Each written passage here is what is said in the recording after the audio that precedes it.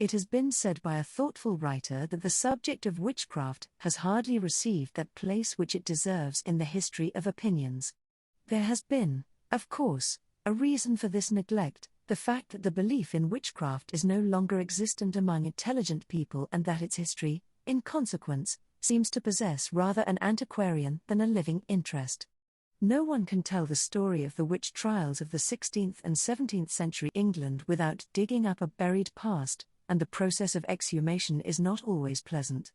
Yet the study of English witchcraft is more than an unsightly exposure of a forgotten superstition. There were few aspects of 16th and 17th century life that were not affected by the ugly belief.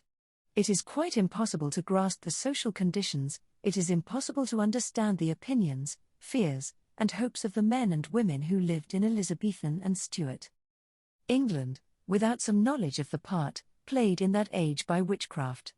It was a matter that concerned all classes from the royal household to the ignorant denizens of country villages. Privy councillors anxious about their sovereign and thrifty peasants worrying over their crops, clergymen alert to detect the devil in their own parishes, medical quacks eager to profit by the fear of evil women, justices of the peace zealous to beat down the works of Satan, all classes, indeed, believed more or less sincerely in the dangerous powers of human creatures who had surrendered themselves to the evil one. Witchcraft, in a general and vague sense, was something very old in English history. In a more specific and limited sense, it is a comparatively modern phenomenon. This leads us to a definition of the term. It is a definition that can be given adequately only in a historical way. A group of closely related and somewhat ill-defined conceptions went far back.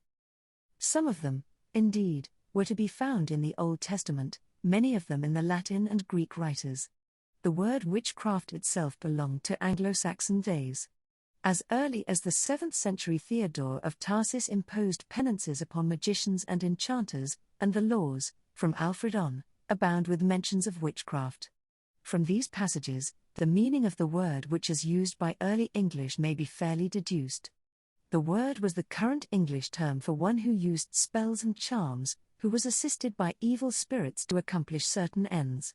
It will be seen that this is by no means the whole meaning of the term in later times. Transformation of witches into other shapes, and there is no mention of a compact, implicit or otherwise, with the devil. There is no allusion to the nocturnal meetings of the devil's worshippers and to the orgies that took place upon those occasions. There is no elaborate and systematic theological explanation of human relations with demons, but these notions were to reach England soon enough. Already there were germinating in southern Europe ideas out of which the completer notions were to spring. As early as the close of the 9th century, certain Byzantine traditions were being introduced into the West. There were legends of men who had made written compacts with the devil, men whom he promised to assist in this world in return for their souls in the next. But, while such stories were current throughout the Middle Ages, the notion behind them does not seem to have been connected with the other features of what was to make up the idea of witchcraft until about the middle of the 14th century.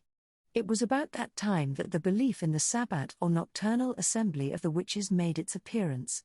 The belief grew up that witches rode through the air to these meetings, that they renounced Christ and engaged in foul forms of homage to Satan. Lee tells us that towards the close of the century the University of Paris formulated the theory that a pact with Satan was inherent in all magic, and judges began to connect this pact with the old belief in night riders through the air. The countless confessions that resulted from the carefully framed questions of the judges served to develop and systematize the theory of the subject. The witch was much more than a sorcerer. Sorcerers had been those who, through the aid of evil spirits, by the use of certain words or of representations of persons or things, produced changes above the ordinary course of nature. The witch, says Lee, has abandoned Christianity, has renounced her baptism, has worshipped Satan as her god, has surrendered herself to him, body and soul, and exists only to be his instrument in working the evil to her fellow creatures which he cannot accomplish without a human agent. With the earlier period, which has been sketched merely by way of definition, this monograph cannot attempt to deal.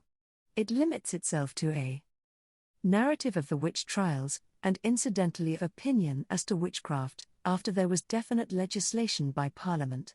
The statute of the 5th year of Elizabeth's reign marks a point in the history of the judicial persecution at which an account may very naturally begin.